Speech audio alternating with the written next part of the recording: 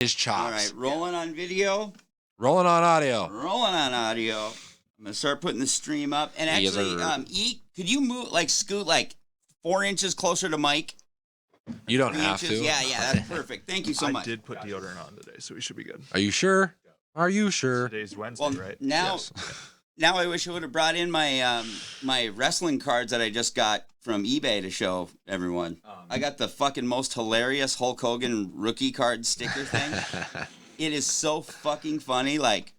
I wish I could write a joke as good as this fucking card.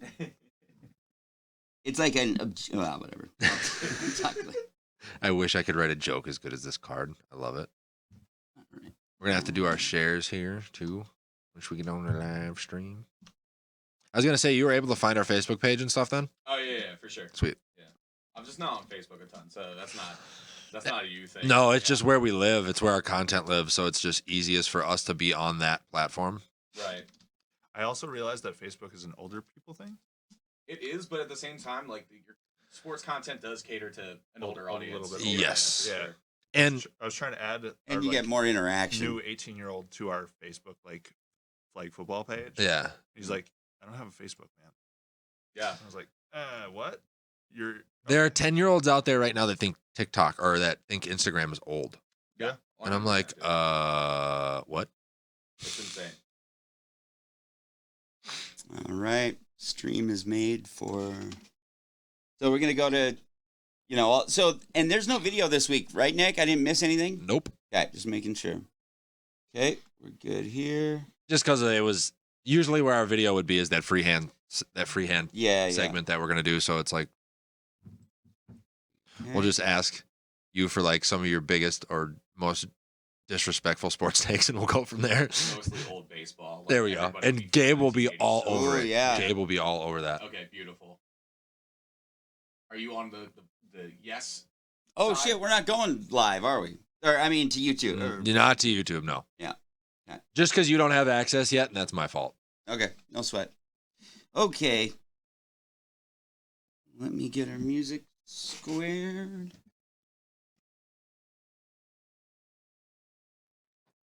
Sweet. Thanks, Gabe. Oh, yeah. Those are really, I don't know if you use those types of mics, but they're super direct, and also just aware of having it in there. Oh, yeah. Whatever. Is he on, by the way, Mike? Kick right into things and Boom. Now. Nice. Now I'll be able to hear you. Sick. Love that. There we go. There we are. Hello. Yeah, see? Hello to the folks. Hello. Say, are we up yet? Okay, guys, let's do a quick sound check, but yeah, we're all ready. So, if you just tell me about your morning really quick, Nicholas. Got up this morning, did the normal Perfect. shit and shave, and then came here. All right, Mike. Woke up at 7:30, went to the dentist, 2 cavities filled. You didn't Fun. shit or shave? I did shit. I did not shave. E. I took the biggest shit of my life this morning. My fiance was very concerned. Nice. Can you do it again? I got distracted by my bad colorization. It's all good. It's all good. I just I had some Taco Bell last night, and just it was roaring this morning. It was we were not ready to go. So, yeah, it just happened. It's interesting that we're living the same life right now, because I also had Taco Bell yesterday, and that was the reason. Oh, so we just cloned Mike's personality and put it in another body, and here we are. Got E. There we go. A little bit thicker, a little bit shorter. It's all good. A little more stout. We're good. A little bit funnier. I mean, depends on who you talk to. It's all good. Every now and then, Mike wakes up and fucking hits a home run. We love it. We love to see it. I hit about 1 or 2 dad jokes a month. Okay. I've been putting him in a dad joke file, and we're going to play him on a highlight reel at some point. That's amazing. We love to see it. Very nice and corny jokes. You say the stream is up on Facebook? Nope. Going up right now. I was like, I can't find it. Yeah.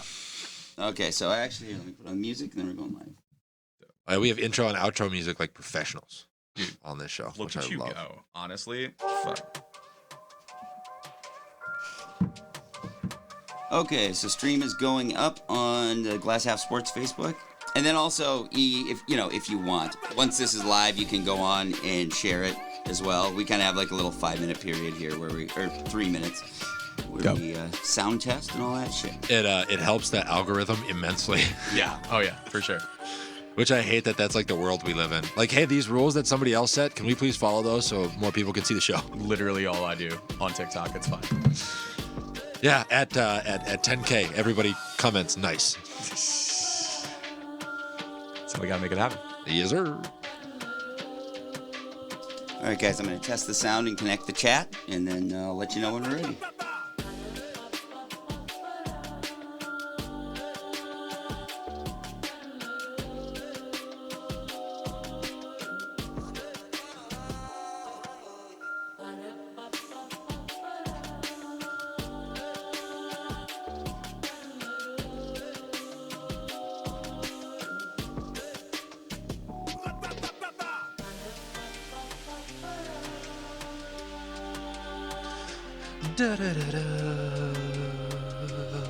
And just to let everyone know, we'll be starting the show really shortly here. We got a great show today, special guest.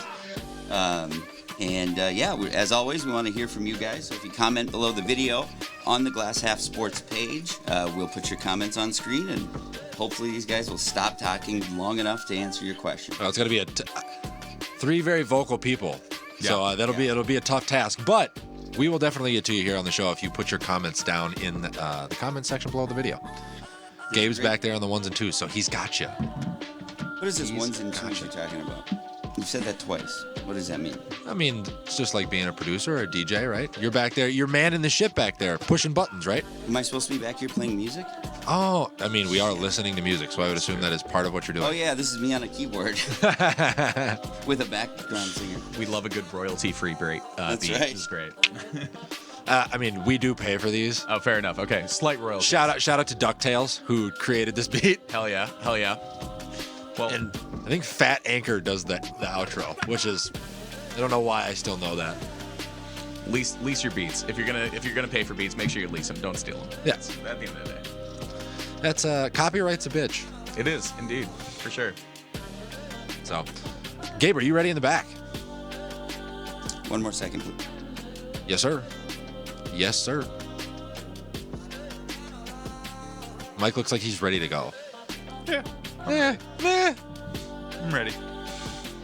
You do strike me as a stat guy. You strike me as somebody who has like stats like on the most random things, like third quarter with 5 minutes left, kind of like stat guy. I don't know if I'm super in-depth stat guy as much as I am the logical guy. Fair enough. We do love some good logic in here. Yes. And one of us has to bring it. Fair enough. Yeah. I'm irrational, but I also am like the money guy. Like when contracts get signed, yeah, I am usually on top know their of contracts, like what the contract is, how it's broken down, how it will affect the cap. Respect. Hey, everybody's got to have a lane to live in, and if that's the lane I got to live in, so be it. I love money, so. I used to be a scouting nerd. I would just like watch and just be like, this guy's gonna be like a machine, Yeah. 3 years from now. But what's your hit rate? Are you 70% hit rate? 50% hit rate? I was doing okay for a while. I would say majority. It was mostly basketball. I was hitting with basketball for sure. But baseball I whiff. I thought Daz Cameron was going to be nasty because I'm like, oh yeah, Mike Cameron's son, he's going to be disgusting. He's hitting like 180 right now. But. I thought Yaz was going to be a dude too. I mean, he's good for the Giants, but he's not Yastrzemski. He's no Yastrzemski. No, we need to stop comparing to like the older generation, or like their like dads or like grandfathers. Oh, absolutely. Yeah. Golf's the only sport where that seems to be acceptable. Yeah, exactly, for sure. All right, you handsome devils.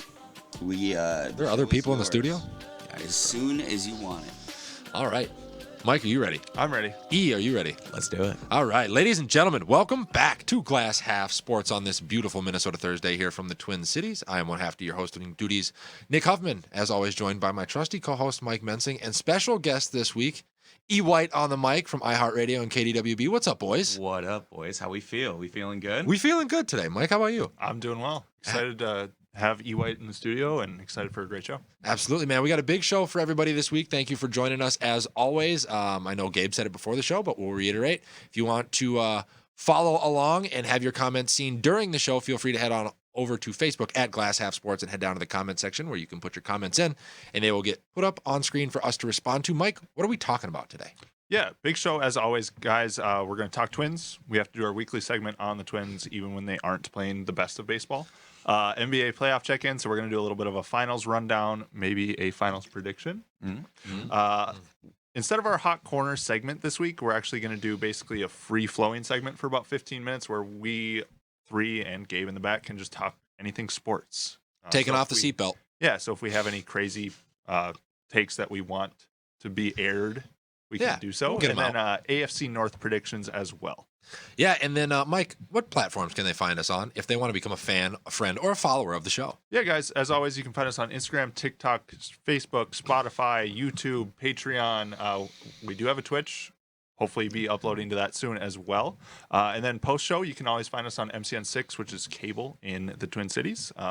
We'll probably be on late night, which is 10 p.m. on Saturdays. Who would have fucking guessed? There- Yeah, now let's we're just on get Wednesday. that out of the way Now we're on right Wednesday. now. All right, you're Now safe. You're throwing good. it around. So, and by the way, folks, just 2 weeks away from our 52nd episode where we will be taking questions in from our Patreon page. I will post a link down in the subscription. $high questions will get answered first. That's pretty much what we're going to do for the entirety of the show, just 2 weeks away from that. So make sure if that's something you want to be involved in. Any sports question from across time, me and Mike will be getting to that. I'm excited for that as we creep a little bit closer. And I may have a surprise guest for everybody come next week. So make sure you come on back and tune in. That's called a teaser. And we do those around here, but we can run right into our Talkin' Twins segment. Some subpar baseball to begin the week, boys. How do we feel about 500 baseball for a team that's been so hot for so long? Just big yikes, honestly. Last night was tough to watch. I won't lie. I mean, first of all, Skubal is going to be a decent pitcher in Yes. the league. I mean, he had a hell of a game. So give him his flowers and everything. But yeah, just the team has been. When you're playing like this against the Tigers, you know it's going to be like it's very much like kind of, how do I say this?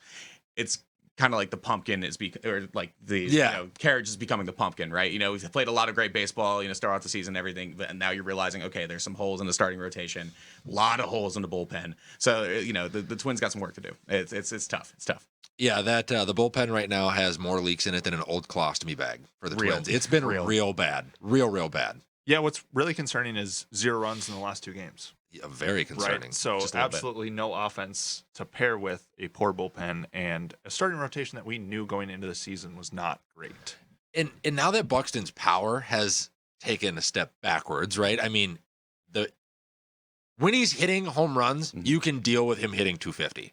When his home runs are no longer a part of his offense, right, and he's hitting 220, you're like, ooh, I don't know if this is the guy I want at the top of my lineup anymore. We love April Byron Buxton. My God.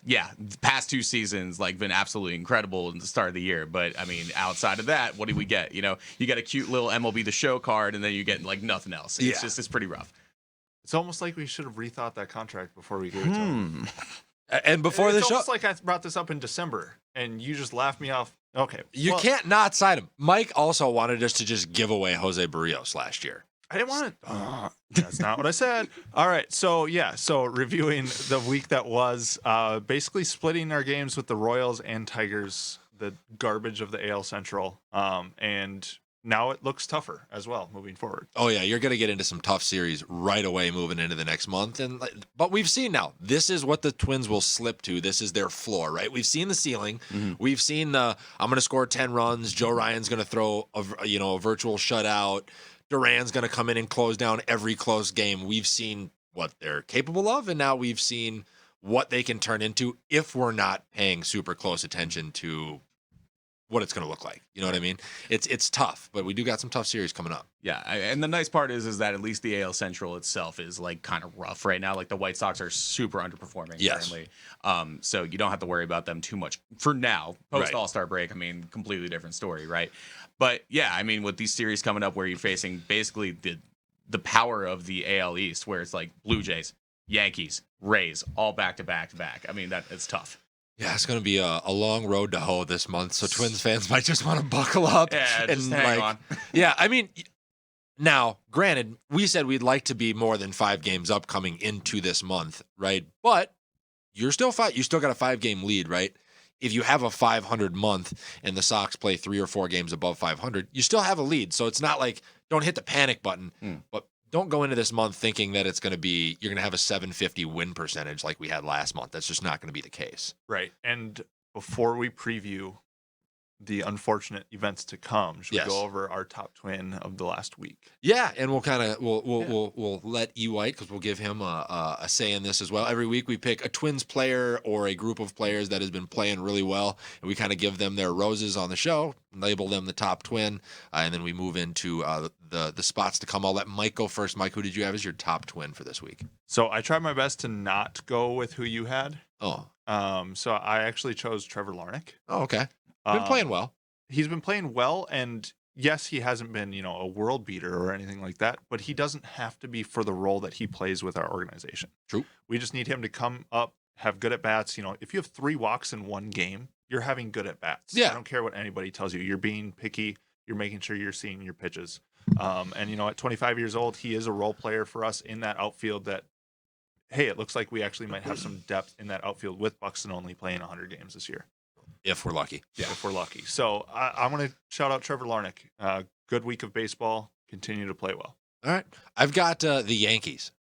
What do you mean? Well, we traded for 2 guys that came over from the Yankees that have played really well this last week. They wear Twins jerseys now, though, right? Okay, yeah. So Gio Urshela and Gary Sanchez both have been playing really well the last week. I think combined they're both hitting over 400, multiple home runs, 15-plus RBIs. The run production that we have had has come from those 2 guys, and some of it in big moments. Gio Urshela has showed up big late in ball games, which is a pleasant surprise because I remember when he came in, everybody was like, are we going to get the guy from a year ago or are we going to get the guy from 2 years ago? Right. And now for the second week in a row, you just see this groundswell of above average glove and at the plate play from him. Sanchez in the DH role and his spot starts as a catcher have gone well enough for me not to want to panic because he had some questions coming in as well too. But I'll give it to those 2, the Yankees. Sure. Real in quick, Twins uniforms. and I'll give you a little bit because I don't want to put you on the spot. No, you're good. I'm going to ask Nick a real quick question. Yes. What's the ceiling for Urshela? Like we've seen his capability. What's that ceiling? I think his ceiling is a guy that hits 300 and one of the best third basemen in baseball? No. No chance. No shot. No, I think he's a guy that plays well enough to become a very sought-after trade piece next year. Okay. That's honestly, because you look at Miranda's going to need playing time, Royce Lewis is going to need playing time, Nick Gordon's going to continue to need playing time. You're also going to have to find spots for some of the other guys that are coming up through AAA, as we've been kind of following the Saints and stuff. Shout out to the St. Paul Saints, who are back in town this week, by the way. Go out and see them. So I think he becomes one of those guys to where if the Twins, even at the deadline this year, Royce Lewis gets better, you're at the All-Star break and some team needs a third baseman and you need a pitcher, Gio Urshela is the guy that's hitting 300 and you move him and you get a pitcher in return. 100%. I don't disagree. No, I think speaking of pitching, again, a lot of uncertainty in the bullpen. As far as it goes, the starting rotation, some question marks there. I like Sonny Gray. I think he puts together some great stuff. But then you got Dylan Bundy, Chris Archer, who are inconsistent like throughout their career and everything. Yeah. I gotta go with Devin Smeltzer. He had a really nice start the other day against the Tigers. What he goes like 6 2/3, looked real good. I mean, honestly, he's one of those younger pitchers on the roster, and when you're looking up, the farm system, when you look at like Woods Richardson and everything, those are the guys who are going to be like the aces down the road. But you need a good 3-4 in there as well. And if Devin Smeltzer can be that and be consistent, I think that's a nice look for him. I think it's extremely encouraging too because his last start with the Twins, I think he pitched 7. Pitched very well, and then got sent down right immediately after, and then came back up and pitched effectively again for the Twins. There's a sense of urgency for him because I think he knows like his spot is starting to fade a little bit. So like being able to come out here and again pitch 6-7 strong innings and like with a good amount of run support, I mean, again, is a solid guy to go to in the rotation. Absolutely, I think for a guy that in 2020 came up late in the season to get his first like bullpen starts and stuff, you've seen him turn it. You're right. Some of the shine has kind of come off of him and the urgency. I think that's a very good call out because you do look at guys like Simeon Wood Richardson, who is rolling in AA right now. I think he's got 9 straight wins for the win surge or whatever. Like he's going to get his call up to AAA here before too long. Like those guys are on the way. And if he doesn't solidify his spot, he's either not going to be a Twin or he's not going to be, because we trade him, or he's not going to be a Twin because he's going to be a minor league player. Right. You know what I mean? So good call out. I like that one. So let us know what your guys' thoughts are on Top Twin for the week. Get back to us in the comments. We'll see him here on screen or after the show. And we'll get back to you there. The week to come is a tough road to hoe for the Twins, Mikey. Yeah, so starts technically today, 12:10 p.m. First pitch against the Tigers. It'd be great to get a win out of that one. Yeah, need some momentum there. That would be a split of the series, right? No, we played them 5 in a row, actually. Yeah. And they've already taken 3. So we desperately need that one. And then tomorrow, 6:07, kicks off a 3-game set versus the Blue Jays.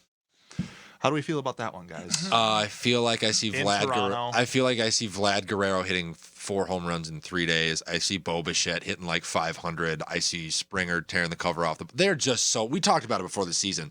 the Blue Jays are loaded. Yeah. You see them play against the Angels, who are playing really well, or playing against the Sox or the Yankees, and you're like, oh, well, they're 500 against those teams. But those are playoff teams.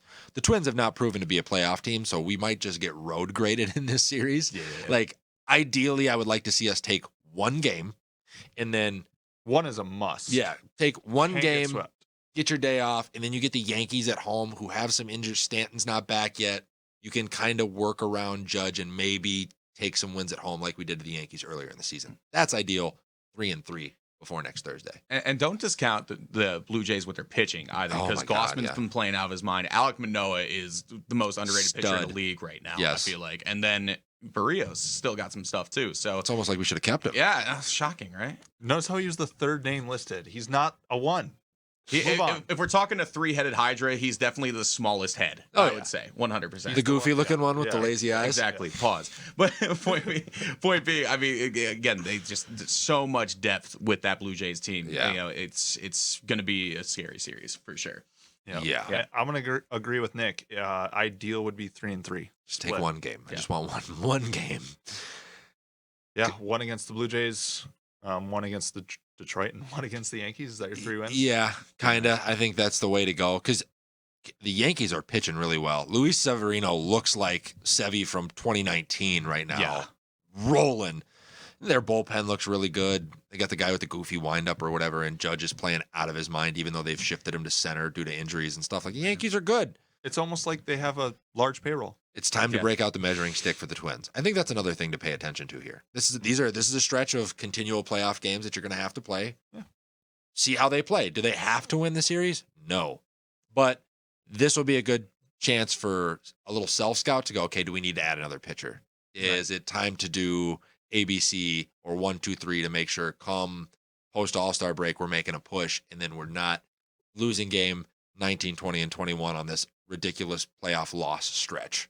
I think by next Thursday, we'll really be able to tell if the chariot is turning back into the pumpkin. Yeah. No, it's definitely some self-identifying games coming up. So there'll be a lot to see for sure. Just bring back up Royce Lewis. That's all I want. I just want Royce. I mean, he's just hurt. He's just I hurt. know. Yeah, that's the problem, right? But It's almost like they should have left him at shortstop where he wasn't going to be running into the center field wall. why? Just the DH Correa or Buxton and just let Royce play. Oh my God. And like Celestino's been playing decent as well. Yeah. And it's just like, I mean, does he have COVID right now? I don't know. He's out with some sort of illness. But Yeah. point being, I mean, like, again, you have replacements in the outfield if you need Buxton to take off for a day or play Yeah. DH or whatever. Like, don't put Royce Lewis out there. Or Austin Martin. Austin Martin can play every position except for catcher. Literally. Yeah. Is Eventually, he up to AAA yet? I think if he's not, he's on his way up. Because I know he's playing. really close. He's real close because, like, Wichita, obviously, I mean, he's outgrowing it there. When so. we checked in on him last, he had hit safely in 19 straight ball games in Wichita. Like, yeah, call the guy up. He's on the top one. He's at the top half of the top 100 MLB's prospect list. Oh, yeah. That's a guy you need to start grooming to be ready. He's, to me, his comparisons between him and Bo Bichette are Yeah. very close. He is still currently in Wichita. Okay, Fair enough. He should be on his way up before too long. Yeah, I'll get there for sure. So, Gabe just saying, comment below the video. Join the conversation / argument. We're not arguing yet. We might get there a little bit later in the show. But yeah, a little bit of a rough stretch for the Twins. So we'll get to move on off this topic, maybe onto some more jovial conversations. Feel free to get to us in the comment section, like Gabe said, and we'll get to you here live on the show or afterwards. Next, we can talk about some b-ball. A little bit of The other b-ball. yeah. Oh, okay. Yeah. So yeah, let's preview the NBA Finals. Yeah, the Celtics take Game 7 on a questionable call. That's an understatement. We're not going to get into the controversy on a questionable call, and now we get Golden State squaring off against the Boston Celtics, two teams that used to house both Kyrie and Kevin Durant, which I know has been a talking piece throughout the week. But Mike, how do you think this is going to pan out for either side? Yeah, I think it's going to be a great series to watch. Boston does bring a defensive-minded basketball that's going to be interesting to see against that high-powered offense of the Warriors. Unfortunately, my pick goes down to I think it's just going to be too much offense for Golden State. My pick right now is Warriors in 6. Okay. E? I being from Philly and growing up where I grew up, like the Celtics are the bane of my existence. Like, I absolutely hate them. Like anything from Boston, New York, like Pittsburgh, like I'm ready to square up immediately. Okay. But with that said, I think this Boston team is just like they're bigger, they're faster. I think they're more physical, and I think at the end of the day, that's something that's going to make a huge difference in this series because, again, Golden State super guard heavy. I mean, you're looking at like Jordan Poole has been playing out of his mind. Eventually, like I think he's going to have to come back down to earth. We've been saying that all season though, and like I think at one point it's going to eventually happen. Maybe it's when the the lights are the brightest, but obviously when you got Curry out there, I mean he's going to make a huge difference, 100%. But I think this is Jason Tatum's time to show that he is a top 5 player in this league, that he is an absolute machine out there.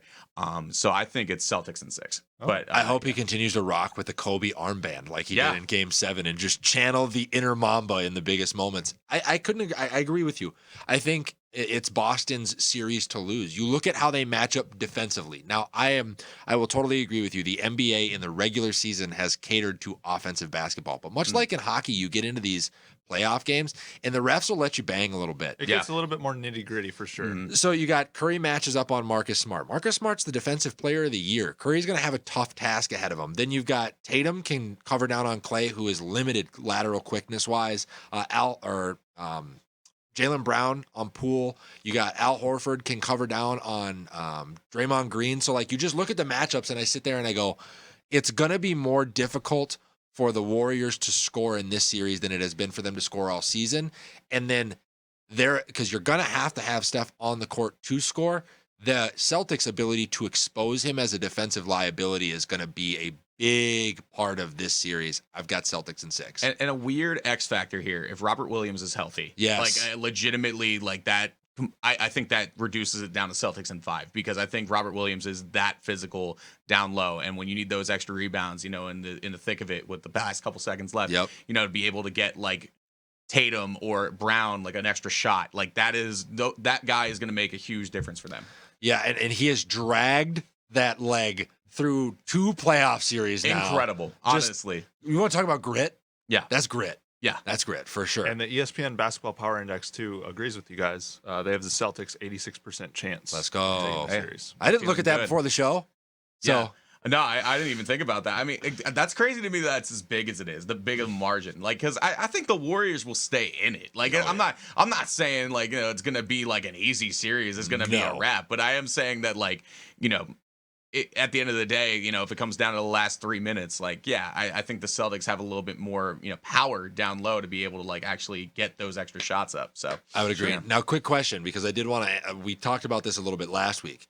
If the Warriors overcome this and they dethrone the Celtics, where do you put them all time as a dynasty? Why would you say dethrone the Celtics? Celtics have done nothing. They're the 86%. They're favored in the series, right? If they with the talent that they have, with the dynasty that they've built as the underdog, come in and beat the Celtics, where do you then have to place them all time among NBA dynasties?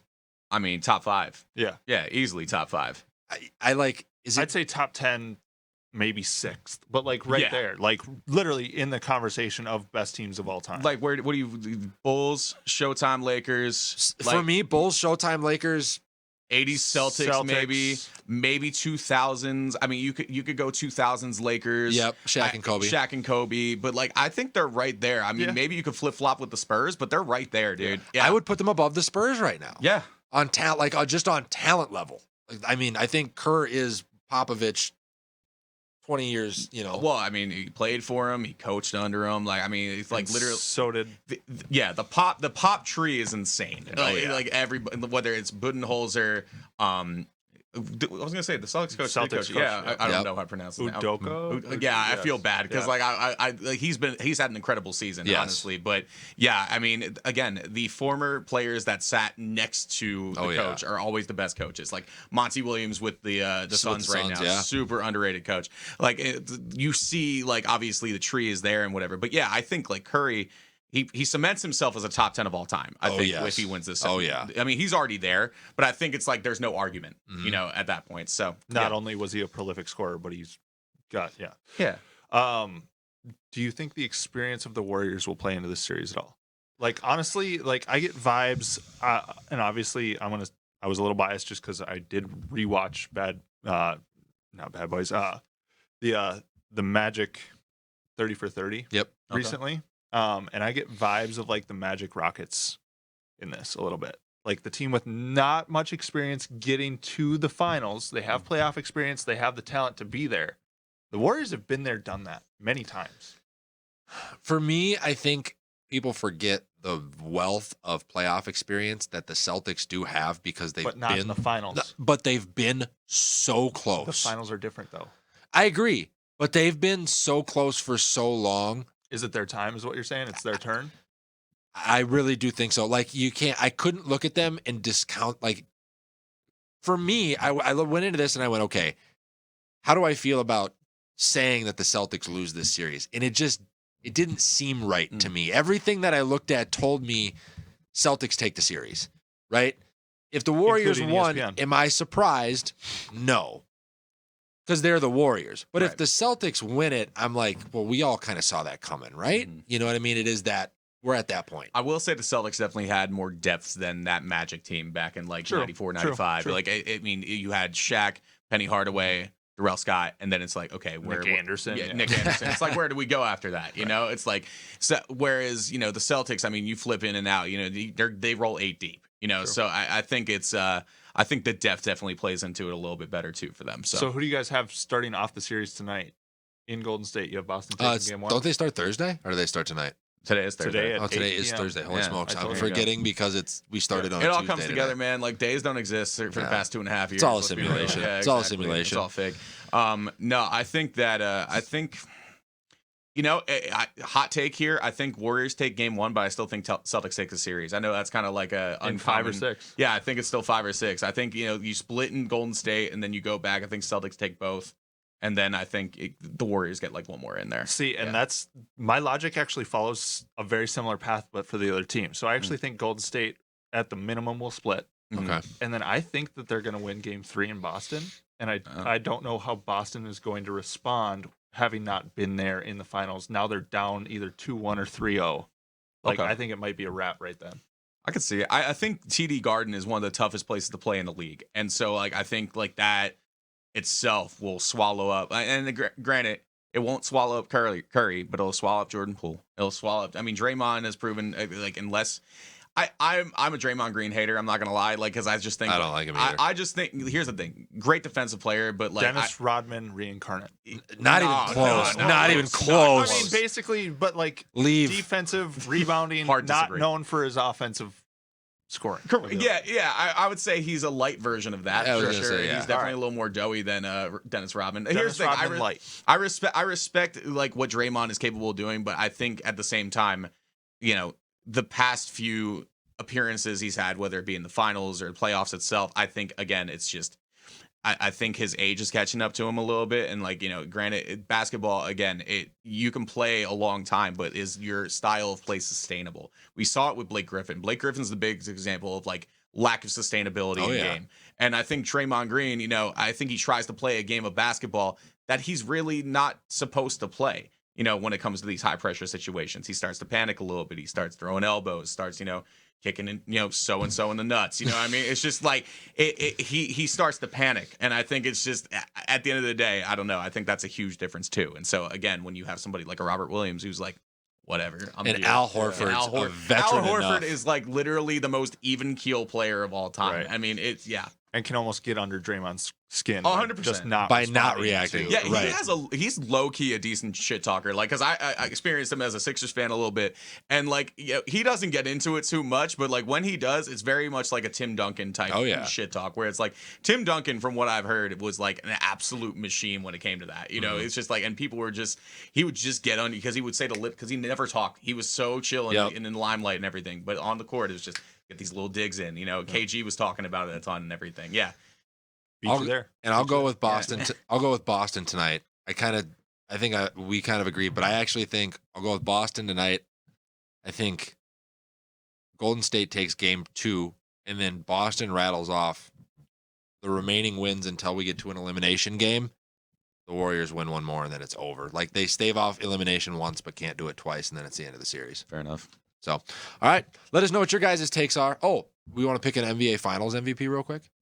I'm gonna go real bold and a little dig at you, White, here sitting next to me. I'm gonna go Jordan Poole. Okay. Just cause. Guy doesn't shrink.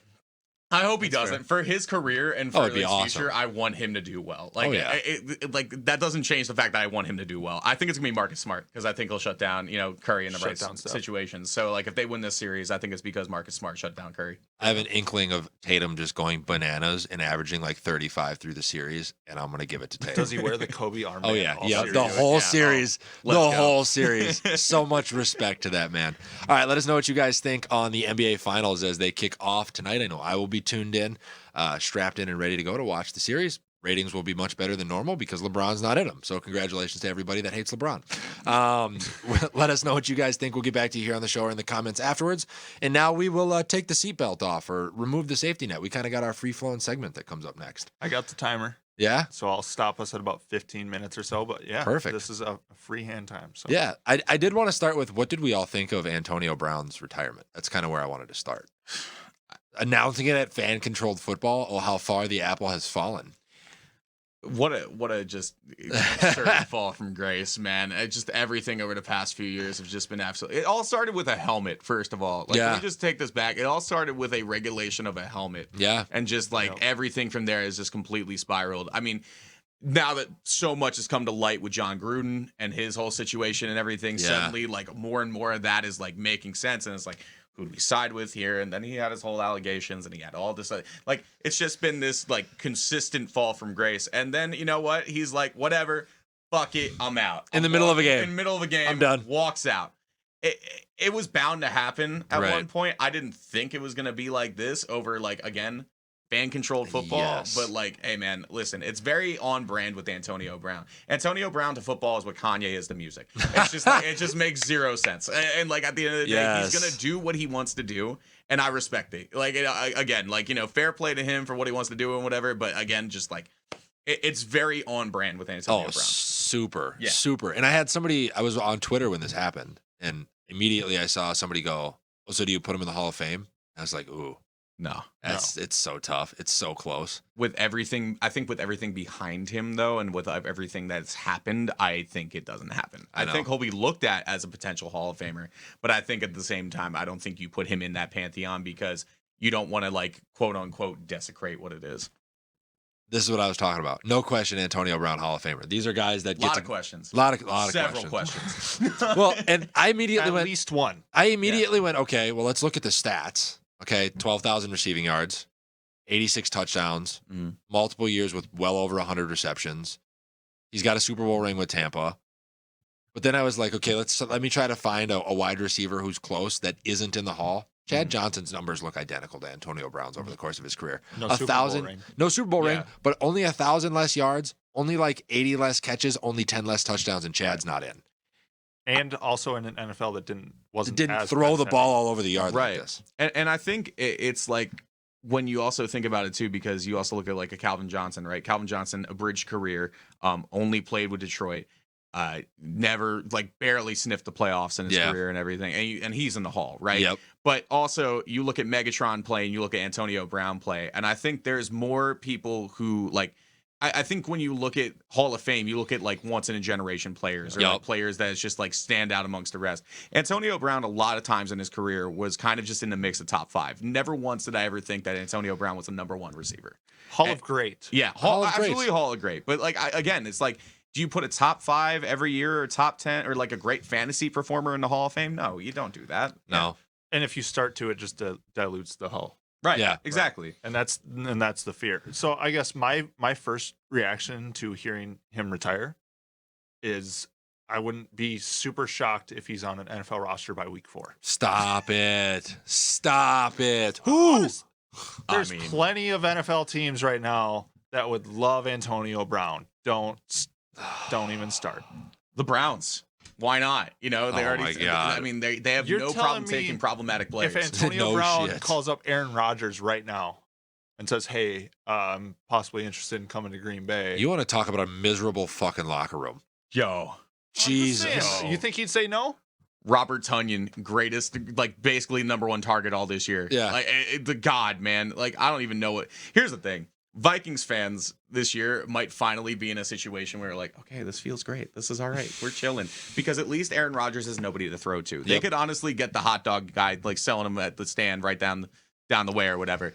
he could probably play wide receiver for the Packers Yeah. right now. Yeah. Yeah. Who's their one? Like, realistically, who's their one? They got rid of Valdez-Scantling. They got rid of Sammy Devontae Watkins. Adams. Sammy Watkins. and Alan Lazard, right? Is there other one? And the ghost of Randall Cobb. And the Yeah, ghost of Randall somewhere, some way, like Randall Cobb will get some catches this year. Insane. Nuts. So, seriously though, like if AB wanted to go to the Packers, you think the Packers would say no? I'm telling you, there's plenty of NFL franchises that would. Would they say I'm no? No. Is this truly the last we've seen of Antonio Brown in the NFL? I hope so, only because it only emboldens my argument that Steelers wide receivers after they leave the Steelers are always ass. So You mean San Antonio Holmes wasn't a generational talent after no, that neither one was catch? neither was Mike Wallace or Plexico Burress or any of the guys that. I mean, Plexico Burress was pretty yeah, dang good and yeah, won I a mean- Super Bowl. He just shot himself literally in the leg. Yeah, so. exactly. that factors in. Okay, he's not making the Hall. He wasn't a quarterback. He's not known for his aim. That's true. Antonio Brown's 33 right now. He done. It's you're looking at the time where like wide receivers start to wrap up, right? You know, around like 34, 35. Of course, you got like the slot guys that like stick around forever. Cole Beasley's going to play until he's Right. like 50. But like, yeah, I mean, it has to be the right scenario. And to be fair, Green Bay might be that scenario. Yeah. So I don't know, but I don't think he comes back. But like at the same time, like you, I'm not necessarily saying Yeah. I think he does, but I wouldn't be shocked. fair enough. Fair enough. Would you guys honestly be shocked if it's like September 15th, news drops, AB signs a contract with the Packers or the Jets to help bolster Zach Wilson because the Jets are all of a sudden 3-0 out the gate and looking like Yeah, I don't know. I don't know. He wants to go to a contender. Yeah, he's gonna play He's for a not going to go to contender. New I'd be York. surprised Yeah. if he wasn't. Like, I mean, seriously, that guy's a fucking like. you'd be surprised if what? Psychopath. If he wasn't, he's a Yeah. fucking maniac. He loves attention. Like the second he's out of it for fucking 4 months or 6 months, he's gonna want back in because want he him- doesn't know yet that he has no other talent. He has yeah. He thinks 11 he's years of talented. experience. He's a rapper. He thinks Hey, he's a great rapper, singer, right? I want him to like therapy as much as he likes all of his other stuff, honestly. as much as he likes himself. Yeah, as much as he likes himself or whatever else he's doing. Like I would like that. I just want him to like take care of his mentals. And like that's at the end of the day, it's like take notes from Marshawn Lynch. Take care of your mentals. Take care of your chicken. Take like, care of your chickens. Exactly. Like take care of that. Like you don't need to be out here playing. That's true. Yeah. That's true. I was curious. So the next question that I had was, because obviously we've got some time here. Yeah. I want to know what sports takes you have given over your radio career or in general that you have just gotten destroyed on. So I mean, I'm not a big like obviously with my show, it's top 40, right? Right. So like the majority of my listeners are like white girls. So like Cool, you know, all right. I don't really other than like, you know, somebody being in the playoffs, like I don't really talk about it a ton. But like yeah, anytime like I'm on any sort of like we're talking sports on like, you know, social media or whatever. Basically any baseball player prior to 1980, I feel like would get absolutely wrecked in today's game. I die on that hill. Like, Oh, yeah. Like Babe Ruth, like I need you to watch Babe Ruth and I need you to watch Michael Brasso from the Milwaukee Brewers. Yeah. Side by side. Identical mechanics. And Michael Brasso hits 220. So if you look at that, like I really think like there are certain players. Nolan Ryan could hang in today's game. You know, Yeah. so there are certain Could players like hang? what he could hang. Could hang? He could hang. You're talking, greatest by the way, pitcher of all just time? I was gonna say, just so you know, you're talking to like the advocate for 80s to 90s baseball sitting in that room back there. Listen, Gabe, who's your 85 favorite baseball on. player? What's that? Gabe, who's your favorite baseball player? Well, I mean, the greatest baseball player of all time is Ryan Sandberg, but Who's your favorite player? Ryan Sandberg. You're gonna tell me that plumber Ryan Sandberg could hang in today's game. You're gonna tell me right now that he's gonna be smacking singles and hang. Now, granted, okay, I'm saying that is the arrogance of youth to think that they're any different, like that people are any different. Everything is the same. Those same guys would have adapted in the same way. that's such a Gen Nolan X Ryan. take. Oh my god. Oh, here we go. That's such a Gen X take. Nolan Ryan threw 102 miles an hour, but you just hang. Yeah, no, he absolutely just hang because he threw it straight on. He threw it straight on. He had like an average changeup. Nolan Ryan never won a Cy Young. Nolan That's Ryan true. never won a No, it's Cy true. Young. Sure, that's Yeah, true. I actually but legitimately that doesn't did not mean know that. Oh, I did. Oh yeah. And he should have. He had years. No, But granted, whatever. yes, of course. Like It back is in the true. no, I mean Cy Young's back in the day. They were all about wins and losses. You know, Yes. like half these guys that won a Cy Young in the '80s, I don't even know who the hell they are. But at the same time, I don't know, man. Do you think people are genetically different today? Yes. I think the way that they train, I think genetically, yes, but also I think the way that they train, the way that they're going into it and everything. Like, here's the Analytics. thing. Yeah, analytics. Like, Emmanuel Clase throws a 102-mile-an-hour cutter with, like, 20 inches of break. Like, and Babe Ruth, Ryan Sandberg, you could name, like, some of the best. Those guys Mark aren't catching Grace. up. Well, But here's those my same question guys too: would is have like, the same training. That's all I'm saying. Is that Okay. they would just. Are you sure they'd have the same training? Like, could you get Mark Grace to put down the pack of cigarettes and the hot dog and get in the weight room? Like, could no, you but he's still really gonna bat do over that? 300? So when Nolan Ryan was throwing 102, how many other guys in the league were throwing 102? Right. That's exactly Very my few. point. Is So that he there's a was an lot more outlier. now that are doing so. Yeah, like a lot more guys hitting So that. the hitters are more used to seeing that speed. Like, he used to be able to just blow by hitters because nobody else was throwing 102 miles an hour. Yeah. That's not the Guys. case anymore. I'm not Hold saying. on. They are. Listen, people are the same. All they have is yes, they have different technology, but we all stand on the shoulders of the people who came before us. Nolan Ryan was an outlier then. If he was born now, he would be an outlier now. Oh, that's man, a I tough. don't know.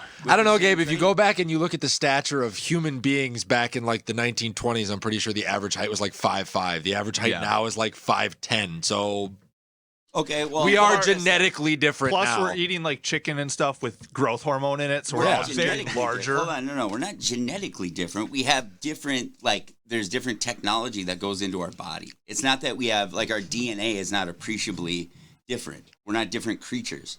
It's just, so I'm saying those same people at the same times. Dude, so Babe Ruth essentially. Hank Aaron what- This is the actually argument that you living- had said. This is the one. This is the one. Hank Aaron is the actual living home run king. No, Correct. Barry is the Bonds. living home run king. Well, I mean, What? Barry Bonds plus some other stuff. Barry Bonds would have hit 500 and With or 500 without steroids. Like Agreed. and here's the thing. Would have It's been like, a Hall of Famer. yeah, it's a mechanics thing. You know, it's a mechanics things too. And like, again, you know, certain, like Ken Griffey Jr. again would be. I mean, he hung for a long time in this era of baseball because Yeah. he was here for. You know, he played until what 2010. Yeah, 20 falling asleep in the Mariners Yeah, dugout. yeah, but you know what? Hey, man, like he already hit 600 something home runs. Like, let him do his thing, Yeah. whatever. But like Ken Griffey Jr. today would still be, you know, a top 10 player. I Yes. feel like, you know, Randy Johnson would still be a top 10 pitcher. I just find it hard to believe with, like, you know, my dad's favorite player of all time is Steve Carlton. Steve Carlton would get lit up today. He'd had an ERA over 6. Like, it was just because he was throwing lollipops. Yeah, You know, and it just is what it is. Those are the pitchers I was thinking of too. Is like, think of like the 87 or 91 Twins World Series teams. Like Rick Aguilera No chance. would not be as good today as he was back then. Bert Blyleven. Bert would- Blyleven Bert would would have get- been murdered. Bert would be playing double A right now. Yes. Bert would be playing double A right now. Kirby Puckett even. I'll even say like, Oh, dude, okay. listen, Now- listen. now- Be very no, careful. Oh, God, you went this too is far. This is Okay. the house that Puckett built. Okay. Careful. Okay. I think Kirby Puckett would still be able to make a roster. Yeah. Like would make a roster. Make a roster. Make a roster. He's a starter, but he's probably not an He's all-star. a starter, but no, I don't think he's an all-star. Hold on. Not with Trout, not with Harper, not with any of these guys. Yeah, you know, I mean, Soto, Judge. Soto, like you- Judge. Like I think it's just if you were to place him in today's game, yes, he would absolutely make a roster. But if like you just I mean, like plucked him. yeah, but like Buxton's running circles around him. Like Yes. it's just again, it's the style of play, it's the way the game's going and everything. With that said, today's style of game is also just either strike out or hit a home run. If you love singles, Kirby Puckett's great for you. Yeah. You know, if you love singles, Ryan Sandberg great for you. It's just an era Ryan of baseball. Sandberg hit 42 home runs in 1987. Okay. Okay, Cheers. so listen, and listen, all I'm The gonna say- the vitriol in Gabe's voice behind that comment. Okay. Oh my God. but also, hold on. So Buxton would run. So he'd run circles around Ricky Henderson. Ricky Henderson. Now I will say did Ricky say Henderson there is were a definitely an few outlier exceptions, player. right? Yeah. Ricky Henderson is an outlier player. Henderson, without a doubt, also juiced. There's no doubt in my mind that Ricky Henderson juiced. And you play. Greenies. I think if you play in 88, 89 with that team with Canseco and McGuire and everything, he was around. He was well into his career at that point, though. But agreed.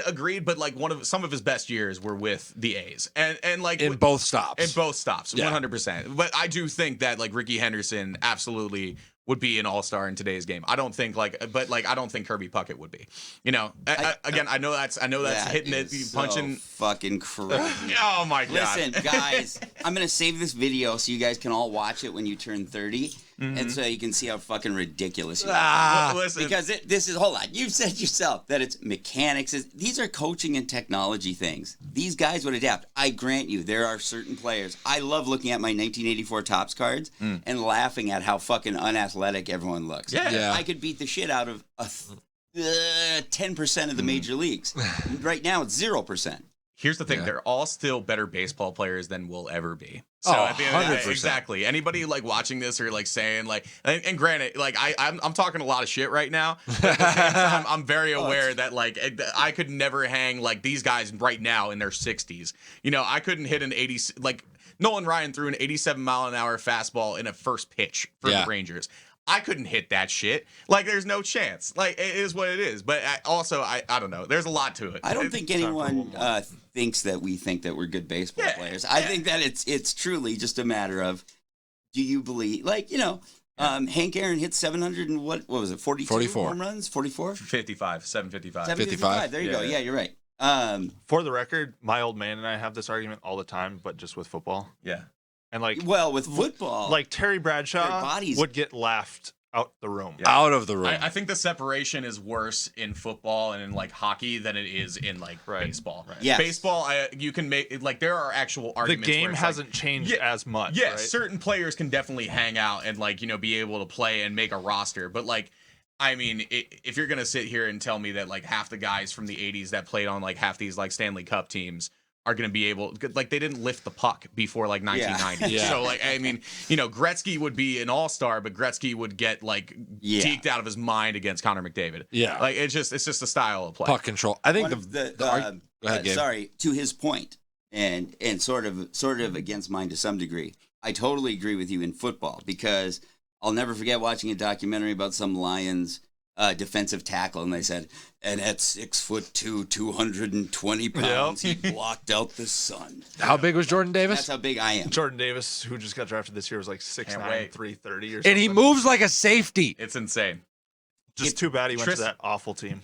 I'm pretty happy. I don't understand. I had you guys win in the draft, in all fairness, when we did our draft grades. I'm not mad at it. I wish there was an offensive lineman, but I'm not mad at it. You know, I just want offensive He could linemen probably still play offensive line. 100%. No, I mean, but Fletcher Cox got like 1 year left. And it's just like, so I appreciate how I trust in Howie. I trust Howie Roseman 100%. That's fair. Yeah. By the way, the argument that we just made about baseball and like the separation, I think the opposite argument could be made about baseball or basketball. I think the guys that played in the early 2000s are so to a point. You go too far back. Too far back, right? But I think 97 through 2013. I'd even go earlier than like 97. I'd go like 92, 93. I'd go almost 90. 90. Okay, to like 2013, those guys would make a mockery out of the guys that play in the league now.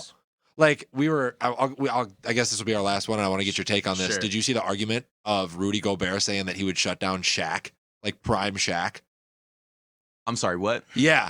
It was a Twitter beef where Rudy Gobert, who has won multiple Defensive Player of the Year awards, all respect to him, but Shaq would dummy that man. You can't have a guy like Chet Holmgren going first overall. No offense to Chet. Listen, Chet's a hell of a player. Yeah. Shout out Minnehaha Academy. But at the same time, local guy. But at the same time, you're going to put Chet Holmgren up against Shaq. Dude, he'd get obliterated. Now, granted, there were like plumbers on the '96 Bulls too, and everything. No, I got the 2015 Warriors, I think, would at least like step up to the '96 Bulls. But with that said, I mean the physicality of like the mid '90s, early 2000s of players. Like, you're going to sit here and tell me that Vince Carter or T-Mac wouldn't absolutely thrive in this league right now? Yeah. Kobe would have averaged 50. I mean, he as a 40-year-old, he was still averaging close to 20. Like, I mean, come on now. How about this? Could players now go back. So how you're talking about dropping I know players where in this the is league, going. then could you drop players like Steph Curry in the late 80s, like whatever Curry the league is the East, Steph playing in the Curry East. would play very well, but he wouldn't get the opportunity to play because of his shot selection. Yes. Yeah. No. If you 100%. dropped him on a team in 1986, he would be benched. And you saw him shooting from the logo, the coach would be like, sit the fuck down. Yeah, what are you doing? It's just this. Yeah, exactly. Like Chuck Daly wouldn't have any of that on like the Bad Boys or something. my God. Like, oh my God. Can you Like even no imagine? chance. Like, but I mean. But he yeah, could play well. Yeah, Like, he he'd could still play be able to well. hit the Adapt same their shots. game to it, though. So what I'm saying for the old major leaguers is that those guys could come get the coaching. They'd be the same guys. Could those guys be dropped? With the change their game. If you're steering this to the LeBron conversation, no, you could not drop LeBron like in that era of basketball and see I him wasn't. have the same level of success. Okay. I believe that wholeheartedly. I think the Hard disagree. I feel like he'd the thrive anywhere. physicality that guys like Jordan had to deal with in the paint, where he was getting murdered. Yeah. And just would- remember that LeBron is 3 inches taller and like 60 pounds heavier. Yeah. LeBron No, I agree, but LeBron he's is also defensive end. he's also a child mentally. He's a fucking baby. But would he be a child mentally if he came up in that era? Is the argument? And then I guess this could go back to the argument where you can make the argument about like the baseball thing. Yeah. I get it. So like Talking in circles. I'm seeing the full circle here. We're getting there. It's but almost checkmate. all right, Gabe. Fair play. He's playing It's so chess. weird We're over here talking playing to- checkers. It's so weird talking to him and not seeing him right now though, because I'm like literally staring at Nick and I'm just like, yeah, they're like, it's not your point. Like, I'm hurt at the Yeah, reactions exactly. that Gabe has forced out of Oh you my directed at me. We crossed our 15 minutes, yeah, I assume. Yes, we have. we certainly have. I Yeah. can't Fantastic. throw out my one. Oh darn it! Go ahead, Gabe. Go ahead, One Gabe. thing, so I got Throw out this your one I thought it'd checkmate be move. fun. No. No, No, he do wants what you gotta do. Come on, you Nope. already. Yeah, we got time. Nope. This is a different one. Non-sports. This is playing GM. This is just a fun. Oh, one. okay. Okay. If you're playing GM, and Amber Heard is your team, what's your next move from here? I'll She start. Oh, so Yeah. like, okay. I'll start Basically, because she I came out. Yeah. I'll start because I know where he's going, and he's like, "What's your next move?" Obviously, like, if you're her manager, what do you Okay. do next? I think she has to double down, and she has to become the sports equivalent of Kobe fucking Covington. She has to become the most outrageous Like heel, the enemy. the most outrageous heel in sports. All of her movies, she needs to play the brash asshole. In any interview that she does, she just needs to stand. Even if she knows she's dead wrong, she now has to die on this hill. Bro, I think she does the Gwyneth Paltrow and just comes out with a skincare thing. I think she just goes like left Ooh, to that's a center, good bro. take. Like honestly, like go make your bread. Like at Nice. this point, like it's already you've been shamed in the media, you've been shamed for everything else. Like go ahead, man. Like go tell them that you're clean. Like people know you shit in beds at this point. Yeah. So it's just like you know what? Hey, Amber. yeah, exactly. You just like you can't come back from that. So like the best you can do is like be like here's my like Goop 2.0 or like here's something completely random. She needs a So Pampers my counter sponsorship. to people know that you shit in beds is that people have been peed on in beds and became president. So like That's I don't- real. I don't know. That's Yeah, but real. R. Kelly's in jail. That's- Come on. Oh my god. But like if I'm the manager of Amber Heard, what I'm doing, just from my perspective, is I had no idea who the hot chick was in Aquaman. So my point is continue to just take basically roles that you're not the number one in a movie. You're just True. like some side character, stack your bread. Yeah. And maybe 10 years from now go, oh, by the way, remember all those movies that you really enjoyed? I was that person. True. There's me again. And now it's like, oh, maybe the light does change on Amber Heard a little bit, but it's a long process. It took Vader 15 years to come back to the light side. She's got a long road ahead. True. Oh, I thought you meant the wrestler Vader. No. Yo, shout out Vader time though. Hold up. Yes. Yeah. Yeah. Well, I got to think about this for hours. So of course this is not quite fair, but I think the route is obvious, Okay. and it's it's one of two things. Either it's you do something with like animals, like you start helping animals like crazy, or you go hardcore pornography. I was gonna say OnlyFans. hard. I was actually gonna ask if OnlyFans was gonna be one of those options. Yeah. Not awful. No, I think she could be Pay one of the $100 to best see step- Amber shit on a bed.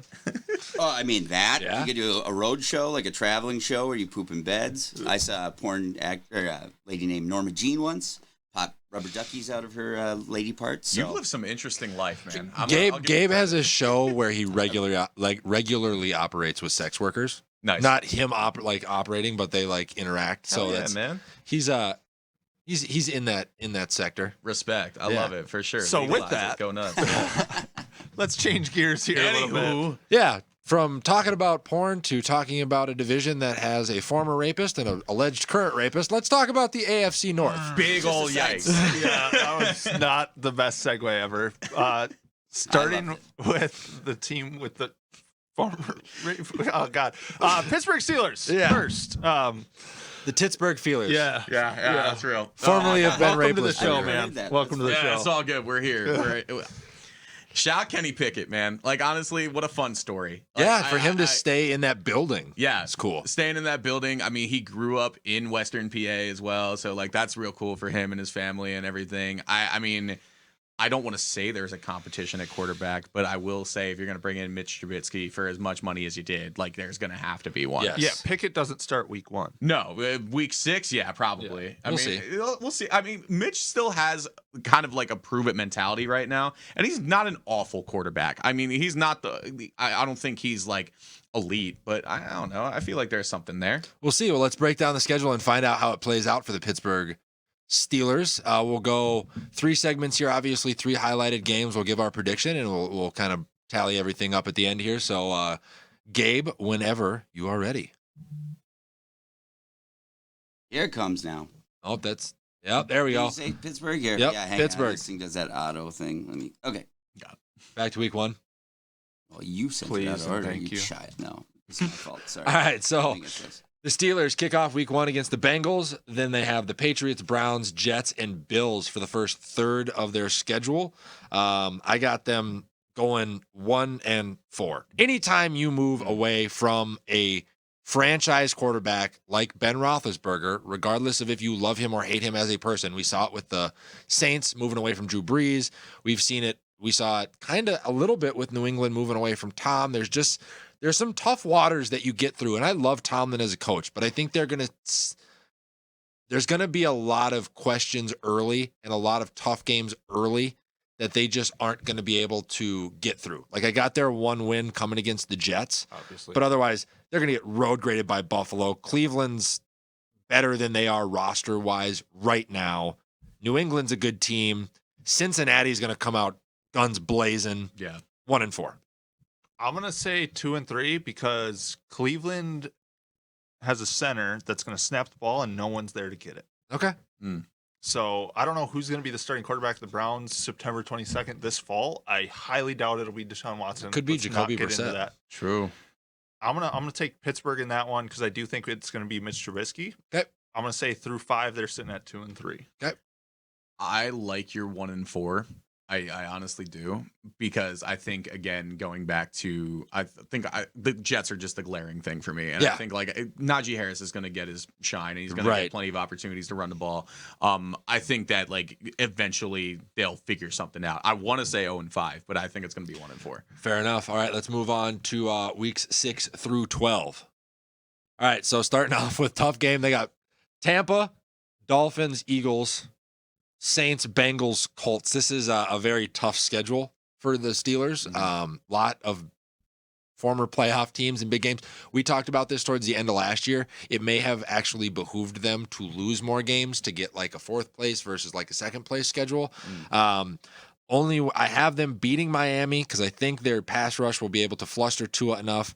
I do have them beating Philadelphia. I do too. It's okay. Yeah, Don't worry. okay, That's good. a very Eagles loss. I was going to say, just because like that pass rush is going to be tough on Jalen Hurts like it was tough on Tua, and they'll have some momentum coming off that win. Then they go into the bye. They get New Orleans coming out of the bye. I got them at a win there too. Otherwise, the rest of these are glaring losses. They wrap this section of the schedule up at 4-7. I think I just have them taking a win against New Orleans, to be honest with you. Oh, wow. Like, I think Miami is going to be a little bit of a force to be reckoned with, competing with New England and Buffalo in that division. Potentially.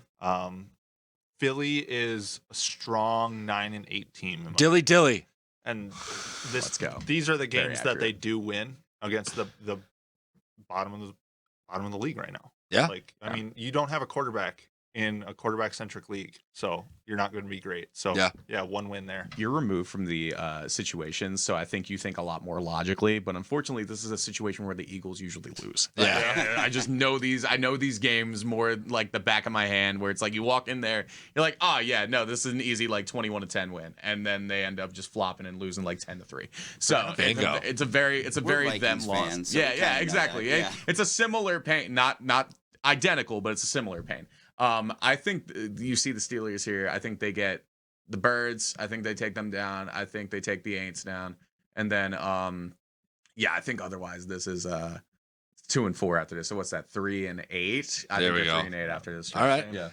End of the schedule. Tomlin will have these boys ready to play though by the end of the year. I think that's the general consensus. Like if they can sniff the playoffs, he's going for it. He's got a streak to uphold. Never miss the playoffs as a coach. So to wrap things up, they got Atlanta, Baltimore, Carolina, Vegas, Baltimore again, and then Cleveland. I think they go on a little bit of a run. I think they can beat Atlanta. They get Baltimore at home, and I think them missing health-wise late in the season, things like that could play a factor here. Yeah. They'll split with Baltimore this year. They take Carolina, so they rattle off 3 straight wins. They lose to Vegas, then they lose to Baltimore when they go on the road, and then they actually end the season beating Cleveland, leaving them at an 8-9 team overall, just on the outside of looking at a wild card spot. I'm going to say beat the Falcons, beat the Panthers, get swept by the Ravens because that's just purely a better football team. I have them total 6-11 this year. Oh, but I would say next year they're playoff bound again. Yeah, I think they go 4 straight Falcons to Raiders. And Wow. then I think they end the season 2 losses. Because I think what happens here, week 13, you put Kenny Pickett in.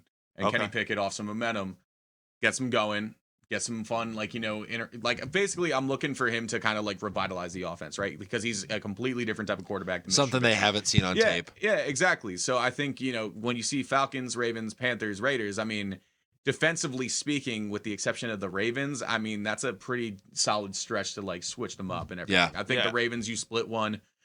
So what is that? It's like 7-10, which honestly 7-10. for like a new, a season first one without your franchise quarterback for years and years. In 20 years. Not bad. Like that's not an bad at awful situation. And like in that division too, I mean, you're at least going to like mess around a little bit. Oh, yeah. Like potential like Playing playoff. spoiler. Yeah, I playing can spoiler. very much Yeah. see that happening too, where like Pickett is 3-0 or 4-0, and everybody's kind of like going off on Kenny Pickett, and then all of a sudden he goes to Baltimore. Yeah. And it goes, oh, so he is human. And then they lose the last 2. Yep. Exactly. So, fair enough. All right, so that is the prediction for the Pittsburgh Feelers, formerly of Ben Raplesberger and Company. So feel free to... Great puns, man. Thank you. I just appreciate drilling it that. right now. Those were 2 of my former fantasy football names. Yikes. Feel free to let us know how you guys think the Steelers season will go, minus Big Ben this year and Mike Tomlin at the helm trying to keep that playoff streak. And we will move into the Cleveland Browns as they try to figure out their quarterback situation. The way that I looked at this is minus the quarterback because of whoever it is. I think and I'll put this caveat out there. Even if Deshaun starts week 1, very unlikely. Yeah. He's not played football now in almost 2 years. So it's going to take some time. I don't think that matters as much as the fact that he will not be playing. Well, we'll do a different segment on that because that'll eat up a ton of time. But I looked at that roster and said, if you just plugged a quarterback in, what is it going to look like, right? Roster-wise, they are still very solid. So they open the season up against Carolina, then they get the Jets. They do get Pittsburgh, Atlanta, and then they end with the Chargers. I got them going 4-1 in this stretch. Listen, that defense is a force to be reckoned with. Myles Garrett always comes out guns blazing in the first part of the season. Can they take down Carolina and Sam Darnold? Yes. Are the Jets going to be ready to go week 2? No. Pittsburgh probably still going to be trying to get its feet under itself, so they get a loss there. Atlanta, very beatable team because they really don't have a quarterback, even though they have Marcus Mariota. And then the only guys that they run into at the front end of this schedule that are tough are the Chargers, which will road grade them, and everybody will go, oh, those are the Browns. 4-1. I think it really depends on who's playing quarterback for the Browns. If it's Deshaun Watson, which I don't see happening, I'll agree with your 4-1. If it's anybody else, I'm going to say 2-3, maybe 3-2. That might be because Baker sucks, Mike. This is one of those Is this things. Baker Mayfield? Like, So you're on the. I think Baker's trash. Yo, hard disagree. Hard disagree. Mike wins this all the honestly, time. honestly, this is a dub. Like I hard disagree on that. Baker is the 16th best quarterback in the league. He's That's just fair. Average. 22nd. Okay, so he's still a starter, which goes against things you've said in the past. He's a game manager. It like Baker Mayfield, Alex Smith, similar quarterback. I think it's like and Alex Smith was a playoff type of quarterback. Alex Smith was a way better athlete than Baker. Okay, no, settle down. No chance, dude. Are you serious? We'll pull up combine stats after this. Was a way better athlete. We'll do it right now if you want. No, we gotta get through this. Anyway, we gotta get through all right. this. I think it's 3-2 here. Okay. I think the Chargers are for real this year. I think they're Yeah. like one of the best teams in the league. Mac, J.C. Jackson, Yo, all of the and additions. Also, like Justin Herbert, like this is the year. This is the year. Dude. I think the Browns get a scare in week 1 and lose to the Panthers. Ooh. I think that's gonna be a little like cute little upset because the Panthers did this last year too. They went 3-0 to start the season and then suddenly like went left to center. So True. yeah, I think this is a situation where start out the year with a little scare and then they go ahead, take care of the next 3. And then they go into San Diego. Are they in L.A.? L.A. Yeah. Sorry, my bad. Bring them back to San Diego. I think they take an L there against the Chargers. So 3-2. Perfect. All right. Second chunk of the schedule here, opening up with New England. Then they got Baltimore, Cincinnati. They get their bye week 9. Then they go to Miami, Buffalo, and Tampa. Tough stretch. Very, very tough stretch. I think they beat New England only because I think Nick Chubb keeps Mac Jones on the keeps Mac Jones in that offense on the sideline. Sure. Running the ball. New England's defense is getting older. It's not as tooled up as it used to be. Wasn't that score 2 years ago like 7-3 or something Yeah, like that? it was gross. real low. So I got them winning there. And then I actually think that they'll beat Miami for the same reason that I think Pittsburgh beat Miami. A pass rush is Tua's worst nightmare. Give Tua a clean pocket, and he's the guy. He will show you what he's all about. Put some people around his feet, put some pressure in his face. Not super faithful that he has the mobility or the arm strength to make it happen. So they end this stretch at a 6-4 record. Mike? How does it feel to be just wrong about the quarterback position like 9 times out of 10? I'm just curious. Yeah, so they lose to the Patriots, lose to the Ravens, lose to the Bengals, Yo. lose to the Dolphins, lose to the Bills. Oh, shit. Sorry, Cleveland. You're saying 0-6 on I'm this saying stretch. 0-6. Wow. Ouch. Unless it's Deshaun Watson. But yeah, dude, I mean, those teams are just, at the end of the day, you can be evenly matched, but if you wear a Cleveland Brown uniform, you're no longer evenly matched. No, Jesus. We've seen it happen. We've seen it happen. They have all of the tools to be a playoff team, and yet they're not. Yeah, I suppose. I think 1-5 is fair. Here, 0-6, no, but like I think you got to be the Dolphins. You're at home against the Dolphins. Like I think you Exactly. got to get at least 1 in there. All right, Coming I'll off- agree with you. coming I'll agree off with you a on that one. I'll bye, agree with you on that one. at I'll agree home. with you on that one. The rest of them, yeah, I don't. You're not too left to center there. I feel like you're looking at 1-5 here because the Pats, Ravens, Bengals in Cincinnati on Monday night, Halloween, no chance. Yeah, and then Bills, Bucks, What? like come on, man. What? I'm not going to step on E, but how does it feel to be wrong about your schedule predictions 90% of the time? Now that You you just agree with flip-flopped me. on the Dolphins. Oh, one game. Wow. Oh my God, yeah, that's it. That's all. Yeah, 1-5. That Perfect. feels Well, fair. that's tough. That is tough. All right, last chunk of the schedule here. They get Houston, Cincinnati, Baltimore, New Orleans, the Washington Commanders, and the Pittsburgh Steelers. There we go. There we There it go. I got them beating Houston. Easy game. Like I said, I think they'll split with Baltimore. They'll beat New Orleans. I'm not sold on Jameis Winston or any part of that offense, really. Taysom Hill, dude. Come on. There's no people need to remember. Oh, the Saints got all these weapons. Sean Payton is not there. Also, No. let's keep that in True. mind. And at this point in the season, Carson Wentz might have 2 sprained ankles, a bad elbow, 3 herniated disc, and has thrown 30 interceptions. So they will beat the Commanders. Just stop. No. Come on. He's not Jameis Winston throwing 30 picks in a year. I think the closest quarterback to 30 for 30 this year will be Carson Wentz. I think being back in that division will revitalize him. Yeah. So like He threw a left-handed pick last year. I've watched plenty of bad Carson Wentz, but I've also watched plenty of good Carson Wentz. I think in that division, he revitalizes himself a little bit. Go ahead with your prediction. Yeah, I was going to say, we can keep it going here. I think they beat Houston. I don't think they take down the Bengals at all this year. I think the Bengals sweep them. I think they do split with the Ravens. I think they got the Saints on Christmas Eve. I think Washington's going to be a solid team this year, so I think they lose to Washington. And then, I think they... What did I say I'm trying to match up with what I said with the Steelers. I think I had them losing. Yeah, so I think they beat the Steelers. So I had them at 10-7. Yeah, I think I'm like Mike 6-11. Yeah, there we go. I'll take Cleveland against Houston, Cleveland against the Saints, Commanders, and Steelers. So that's 4 more wins. That puts them at 8-9. Okay.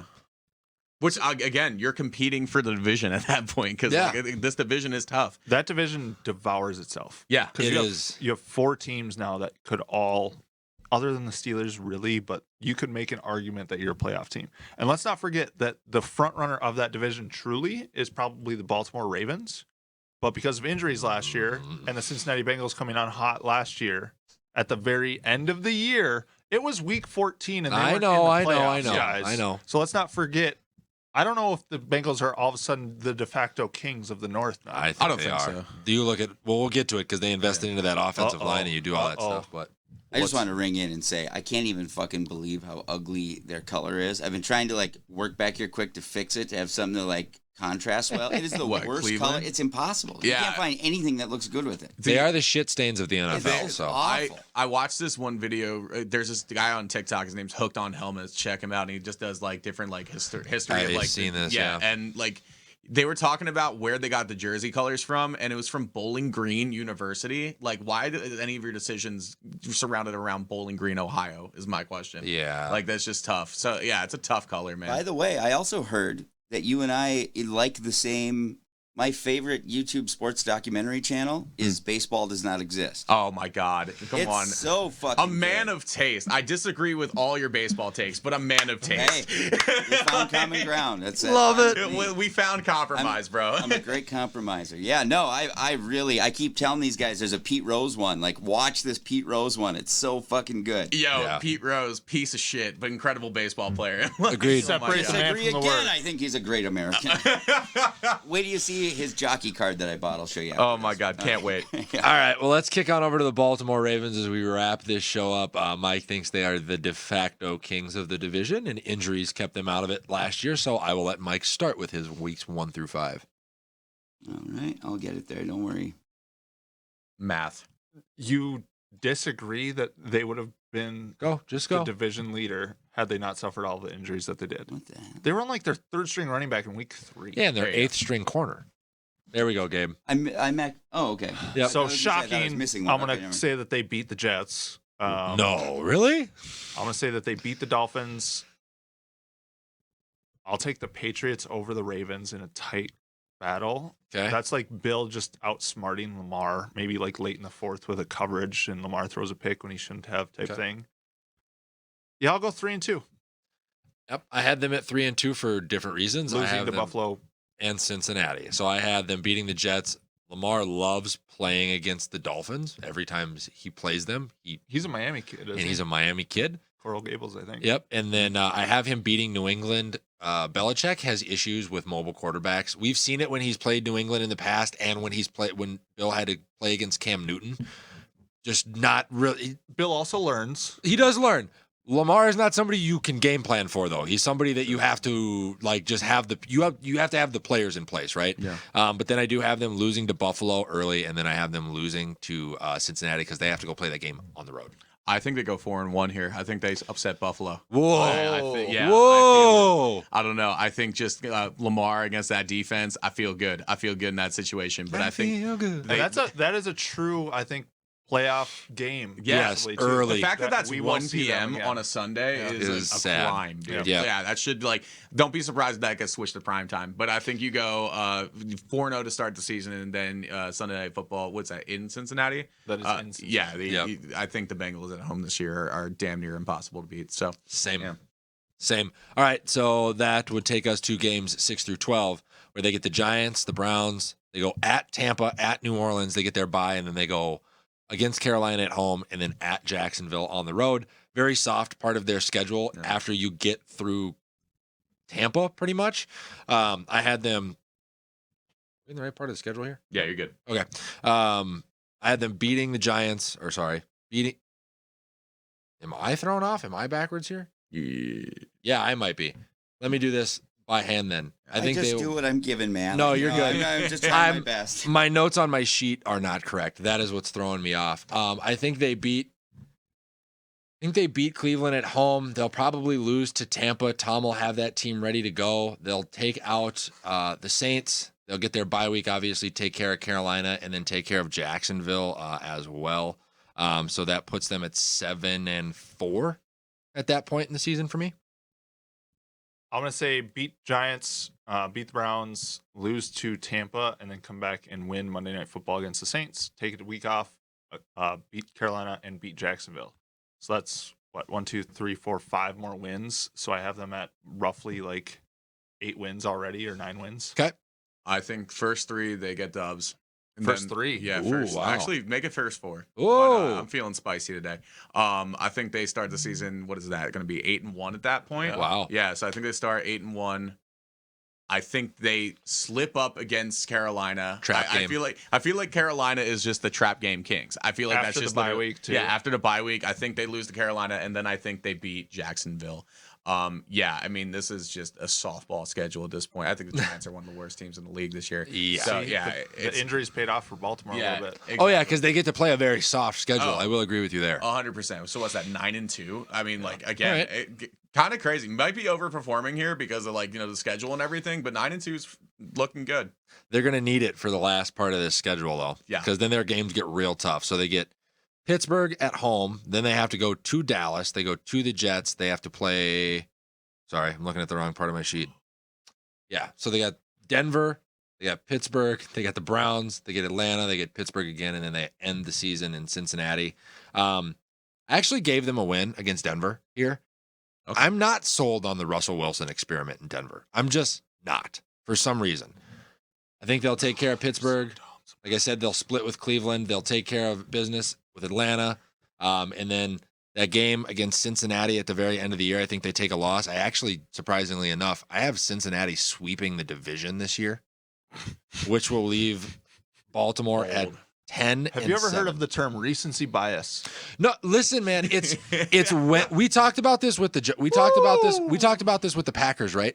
There's a big difference in when you have to play teams because this division is going to eat itself, and Cincinnati's going to be jockeying for a bye.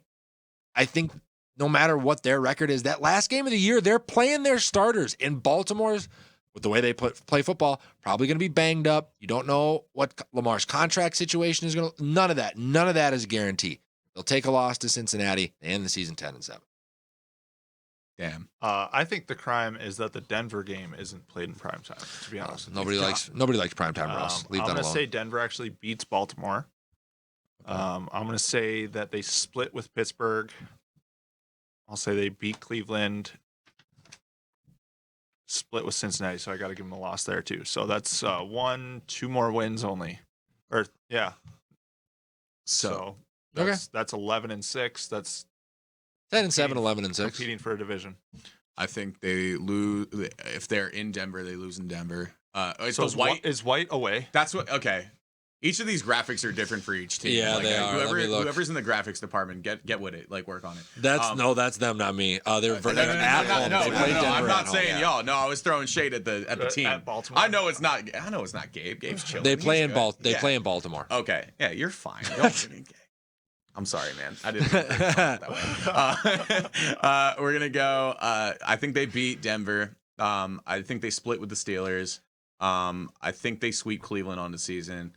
Atlanta, I mean, yikes, dude. Cakewalk. Yeah, cakewalk. And then I think Just they yikes, wrap the season with they wrap the season with a win against Cincinnati. So that's what 3 more. Yeah, 3 more. So that's a 12-5 team.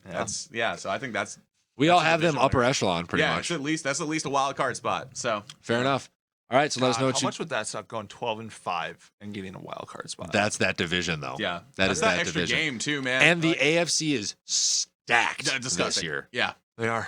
So let us know what you guys think on the Baltimore Ravens, and we can end this show with the Cincinnati. See, this is so much Bengals. fucking easier. Like, why didn't everybody do this? Like, holy shit. Like, why you got to be Because all, like, this is the only website that I could get on where they had like a schedule with logos and weeks and home versus away that looked decent. I had to create the rest of those graphics, piecing things together. Oh, okay. Oh, it was just a nightmare. Oh, my God. People, All right. hey, social media and graphics departments for the NFL, take a little bit more pride in the work that you do. All right. Yeah. I should not be able to put together a better graphic on Canva than you have up on That's your team real, fucking dude. website. Holy all right? shit. There we go. Oh, look, Gabe's girlfriend decided to make an appearance. Which All one? right. My ex-wife. First spot.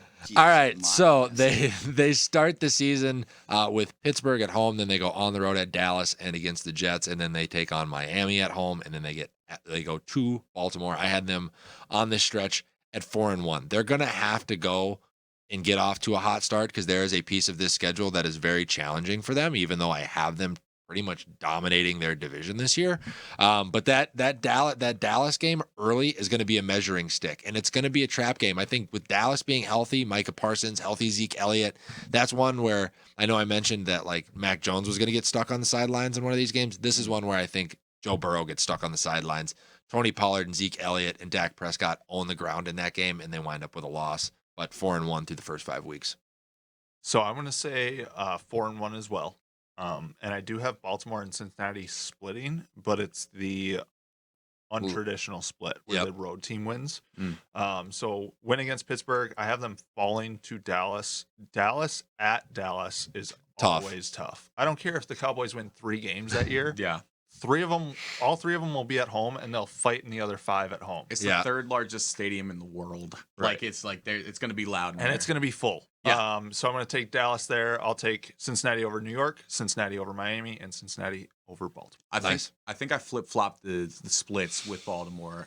So I originally had Baltimore winning, or I had Cincinnati winning in Cincinnati in week 5. Yeah. Split that, obviously. It doesn't really change anything, but I think that I think they go 4-1 here as well. Actually, it's 3-2. Let me correct myself, because I think you get Dallas again. I think Dallas wins the NFC East, so I think Dallas gets the dub here in week 2, and just again kind of like stunts momentum. I would say. I mean, hopefully, I would hope you would bounce back against the Jets and the Dolphins. I don't think that's going to be too much of a stress for them, but yeah, I think they go 3-2. And then you have Baltimore with their second loss, right? Yeah. So yeah, well, whatever I did last one, flip flop that. Sure. Yeah, We got there. yeah, we figured it out. We It's got okay. there.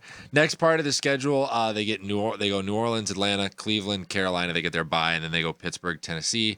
Off to a hot start here. 9-2 is where I've got them at the end of all of this. Saints is a win. Falcons is a win. Browns win. Carolina win. Bye. Then they come out and play a division opponent. Coming out of a bye in Pittsburgh, win. Like, then they get Tennessee. That's their first like playoff team in that stretch with a shit ton of momentum. Like, they have to go to Tennessee for that game. There's their loss in that stretch. And I think you'll see it. I'll say this. The Bengals start their playoff run in October with that Tennessee game. We'll talk about it in the next part of this. That's like late November, just so you know. Yeah, it's they got a long they have the tough road to get back to the playoffs. So they're going to need to be at like a 9-1 mark to get to where they want to be, which is back in another Super Bowl. I surprisingly agree with you, and I hate it when that happens. Wow! New Orleans, Don't do that again. Atlanta. Wow! New Orleans, Atlanta, Cleveland, Carolina, and Pittsburgh. Cincinnati's just better. Yeah. They're just all around better than all of those teams. All of those teams have holes. A lot of those teams don't have quarterbacks. Yeah. That's huge, especially when you're playing against one of the best quarterbacks in the league, which is Joe Burrow. Tennessee does hand them the loss. That's 9 wins through week 12. High five, Mike. I'm gonna go a little bit spicier than y'all. I think they sweep. Woo! I think they sweep here. Yeah, I think New Orleans, Atlanta. I think, again, the team that gives them problems, maybe they're just AFC North killers. I think the Panthers give them a little bit of problems, but they figure it out. And then, yeah, I think the only game, again, that's like really glaring to me as like a potential loss is Tennessee. But at the same time, I think Tennessee, they lost some power this offseason. You know, thanks for AJ Brown, appreciate it. But yeah, I think that they go 6-0 in this stretch. So again, got to 9-2 somehow. But yeah, that's crazy. Yeah, the Tennessee loss, by the way, once again, is because Burrow just gets sidelined with that run game, in my opinion. Fair. Last part of the schedule, absolute fucking meat grinder for the Bengals. Holy fuck, yeah. So they go versus Kansas City, Cleveland at home. Then they got to go to Tampa, to New England. Then they get Buffalo, but it's at home. And then they get Baltimore at home. I pretty much have them going every other. Lost to Kansas City, they beat Cleveland. Lost to Tampa Bay, they beat New England. Lost to Buffalo, they beat Baltimore. And they backpedal themselves to 12-5 and win the division. Like, they just hang on. That's who Joe Burrow is going to be. Like, he'll get you enough to get you the division, get you back in the playoffs, and give you another chance. Because, by the way, Kansas City, the reason that they beat them in that game, it's a revenge game. They murked them the last 2 times they played them last year. Andy Reid's not going to let that happen a third time. You're so disappointed right now. Because he has to agree with me, because I'm smart. And it's dead on. Lose to Kansas City, beat Cleveland, lose to Tampa Brady. The Tampa Bay Gronkaneers. Beat New England, lose to Buffalo, beat Baltimore. But that puts them at 12-5, which is the same record as Baltimore, and they split. Yep. So tiebreaker. Boys, I'm feeling spicy today. Oh, geez. Unbeaten team? No, not quite. I think they beat Kansas City. Ooh. I think they beat Cleveland. Oh. I think Joe Shiesty's feeling it at this point. I think they beat Tampa. In Tampa? My Tampa. gosh. I think Christmas Eve is going to be really sad for people in Boston. And then I also think, starting off the new year, it's going to be an ultimate battle. This is a battle we're going to see for years and years, right? Yeah. You know, Josh Allen, Joe Burrow. I think Joe edges them out on this one. I think we have Buffalo winning I think all of us have Buffalo winning every other matchup in the AFC North. Yeah. I think this is the one they don't handle. Okay. And then I think to end the season in Baltimore, I think they lose their Ravens. So that's a 14-3 team. That's Wow. 14 That's a 14-3 team. Wow. Which, like, I didn't even think I was going to go Clip there. it. Yeah, exactly. Hey, who knows? Who knows? I might be feeling too spicy. People might be in the comments right now like, this guy's out of his mind. Fair. You're probably right. I forgot to take my meds this morning. I'm calling into KDWB 9 months from now and just playing that clip into my phone. 14-3. 14-3. Oh, All right. my God. Well, that wraps the show, gentlemen. That's it. How do we feel about the AFC? The AFC is stacked. The AFC North is All right. Huh. Yeah, the AFC North. Whoa. Oh. Dude, Hey. Nick. The cards.